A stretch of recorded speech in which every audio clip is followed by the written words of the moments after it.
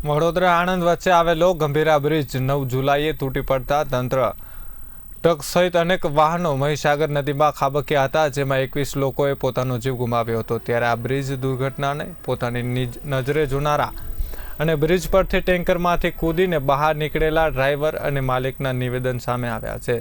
સાંભળો તેમની વેદના અને તંત્ર શું આપી રહ્યું છે જવાબ। મારે રહેવાનું છે। હવે આ જે ગંભીરા બ્રિજ પર ગાડી લટકેલી છે, હું એમનો ઓનર છું। આજે લગભગ સાહેબ 9 થી 10 દિવસ થઈ ગયા।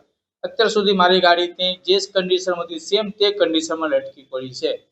હવે આ મારી ગાડી ઉપર લોન છે, મતલબ 85,000 સમથિંગ હપ્તો છે। 40 લાખ લોન લીધેલા હતા, હજુ મારા 12-14 હપ્તો જેવું બાકી છે ભરવાની।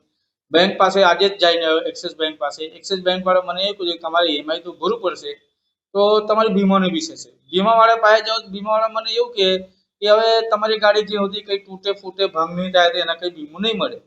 હવે આ તો એની અંદર મારી કઈ ભૂલ હોય, બ્રિજ બળી ગયા છે, આ તંત્રની છે। મારી ગાડી કાઢી નાખે કે થોડી ફાઈન નાખે કે નદી પાડ દે, મને જે હોય એને નિકાલ હોય।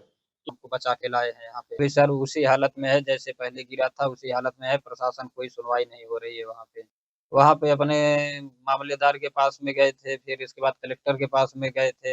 और उधर आनंद ये वाले बोलते हैं कि मतलब वो नदी दोनों जिले में आता है, आनंद और बड़ोदरा में। तो इधर वाले बोलते हैं उधर वाले करेंगे, उधर वाले बोलते हैं उधर वाले करेंगे। बीच में हमको वहाँ लटका के पड़ा है।